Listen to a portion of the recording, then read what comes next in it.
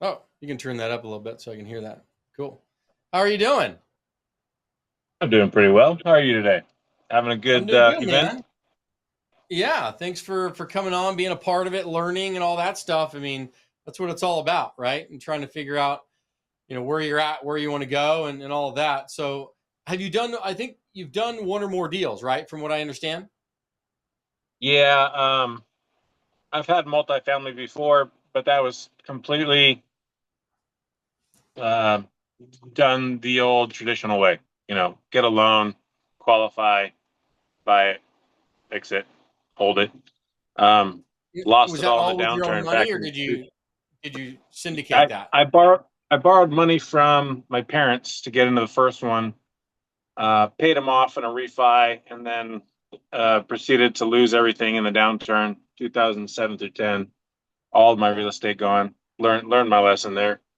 Now I do sub two, buy single family homes all over the country, and wanting to do one deal instead of 20 deals a year. I hear So you. I I'm hear you. pivoting, and I've been studying for a while now, so I know mostly what to do.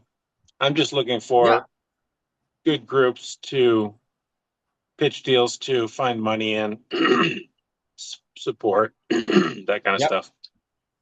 Yeah. So being in kind of looking for markets, right? Which market are you in?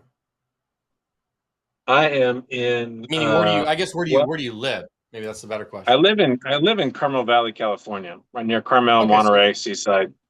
Beautiful gotcha. area. High Yeah. dollar value, low cap rates, low cash flow on single families, on everything. So I buy all over the country.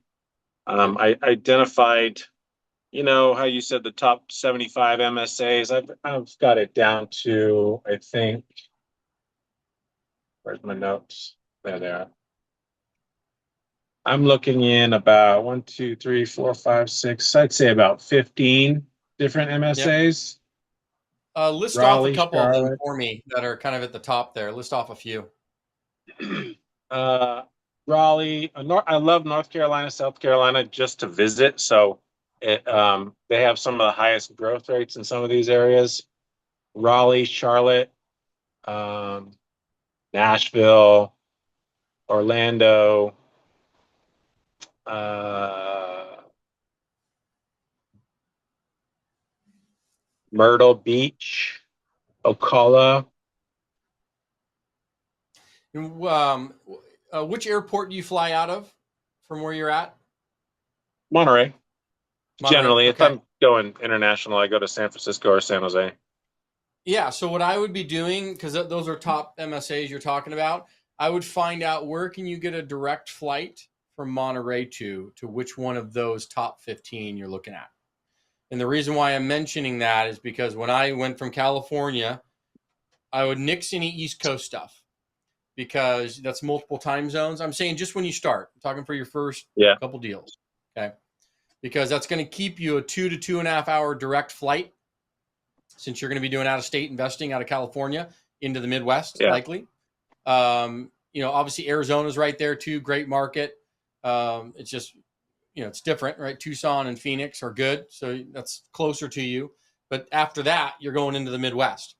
And so yeah, I would be looking where of those markets can you get a direct flight into, but any of the top markets in Texas, Oklahoma City, Tulsa, anywhere up through Missouri, Kansas City, Missouri, anywhere up through the middle part there, St. Louis, into the upper Midwest, even, as far as Nashville, you can go 3 hours direct into Nashville. But that is about as far as I would go on your first deal where you have a direct flight, yeah, just for logistical purposes to get in and out, right? To give you an example, when I'm flying out of San Diego, I mean, because I have, home in San Diego, second in Nevada and Las Vegas area, and then we have a second office headquarters in Austin, Texas, right? So okay, back and forth, it's direct flights, and it just helps out when you're starting. We're not living in airports, man. Trying to keep you out of living in airports, and being able to get there and back, because I can get on a plane first thing, Sunday morning or Sunday afternoon, fly out. I'm on the ground and then I can tour and do everything I need to do and hop on a plane and I'm back, not same day, but within 24 to 48 hours, and I'm direct flights. So that way, you're not bunny hopping around airports unless you absolutely have to. That's a good point. Yeah. Hadn't thought of that. Yeah. Those are just the logistical things that I thought of before we did this. So Kansas City was a direct flight, Texas direct flight, Oklahoma City direct flight, all of those things. And that just helps with keeping yourself alive. Yeah. and not getting like crazy. This is crazy. I'm living in airports, right? So that's going to be first and foremost. And then, you're looking for the population growth, job growth, median household income, and then looking for deal flow, right? You want there to be enough deal flow and growth so where you can actually see enough of these 10 to 30 unit deals coming I put my through. numbers into Ocala and there was nothing. So it's just looking for that because it's going to be key. But Oklahoma City is a good little market. Tulsa is good. Kansas City and around Kansas City, anywhere within 25 miles of those major metropolitan areas, MSAs, as they say, anywhere within 25 miles of them, because you want to be within ideally 25 miles so people will still live, right, 25 miles out and drive in, right? Yeah. So that way, just from a job growth and recessions and stuff like that, because if you get into a recessionary period, everybody flocks to the job centers. So as long as you're within 25 miles of that job center, someone could still live in your apartment building and drive into the more urban city per call, right? So you just want to think of these things. It's going to get you better financing, better lending. It's going to be easier to keep occupied, all the above. Yeah. So I would say any of those MSAs and within 25 miles of them, you're good to go. And then because you're in California and you're having to do this travel game a little bit in the beginning, be within a direct flight. And that would be kind of determining that MSA game. That would be my recommendation. No different than how I did it when I got started. Any questions for Brent as you're kind of hearing his situation? Any questions for Brent? Because this is the type of thing that happens first thing, like when you start learning this, is setting up your market, right? And probably it starts with 3. So the way it kind of starts, just everybody understands from high level, right? Come in, you set 3 markets that you're interested in, and we're going to narrow it down to 1. And then you're going to hone in like a ninja, and you're going to go after it, and you're going to nail the first deal. And that's typically the first process. And then once that happens, if we have to expand on that, right? Let's say, we're, month or 2 in and we're not really getting the flow we want, we can expand from there and get into a couple other areas. But some of those logistical things are important, right? Direct flights, where you coming from, stuff like that. Because, in the beginning, meaning your first deal, I call it sprints of time. So in the beginning, you're just finding, analyzing, writing offers, right? And then you're going to lock up your first deal. Then there's going to be a sprint window for 90 days, right? Where you're probably going to be out, if you're having to travel, right? You'll probably be out to that property twice before you close the escrow, okay? And then once you close it, there'll be a sprint for about 60 days post-close until the property management company begins to take over correctly and start to run things to where now you can visit that property maybe once a quarter. And then after that, right, maybe you're doing some renovations, maybe not, but let's presume you're doing some renovations. You'll obviously visit the property maybe once a quarter or once every other month, depending on once you get the momentum going. And then you're going to get to a point where you may visit the property once a year. But you're going to be in like these little sprints. So it's just kind of right in that beginning phase of in escrow, right, for 60, 90 days. Then you close.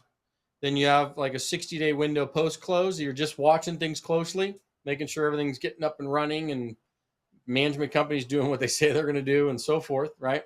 And then you can be a little bit more hands-off. And then you're just meeting with that PM company once a week to go over some of the ownership reports and stuff, seeing where things are going. Another thing we do to give everybody peace of mind, if you're investing in properties not in your area or not in your backyard and you can't go get in a car and go see it every single day, is we put cameras on all of our properties. So we have Lorex cameras on every single one of our assets. So I can pull up my phone right now and I can see everything, what's going on. I love it because if a contractor tells me they're on site, I'm like, really? Doesn't look like you're on site, right? You can call out some BS. Step out in the main foyer and wave. Yeah, step out in the main foyer and wave. Or we have a camera inside if we have a leasing office, right? There's a camera inside the leasing office. So that way staff, well, I'm at work. You sure about that one? So stuff like that. But they're Lorex camera systems and they just hook into the internet and it all is on my phone. So I can pull everything up in real time and I can watch and see anything. It just gives you peace of mind, especially if, you get into any weather or any issues, I don't know, there's fires in the area, whatever it may be, it's just nice to be able to see a video, so stuff like that. But these are all the little nuance things, that we're chatting about here. So, but that should kind of get you moving in that direction and choosing it. And then, like you said, trying to find people to connect with, collaborate with, raise capital, find deals. I mean, that's all part of it. And I would say it's more important in multifamily than anything, which is why we even created this community. Is that I know how powerful and how important it is because I haven't done it alone.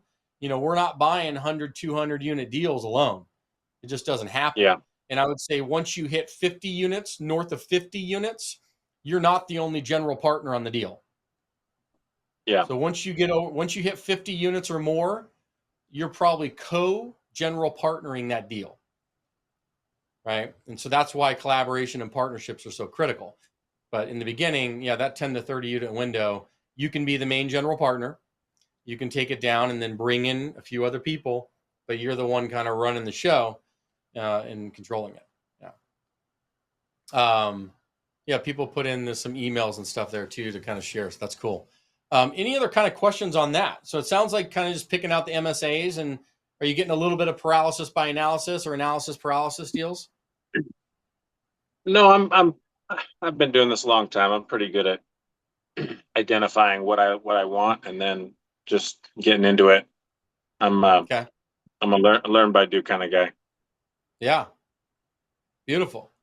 Well, thanks for kind of joining us and so far, and we'll have a great day tomorrow.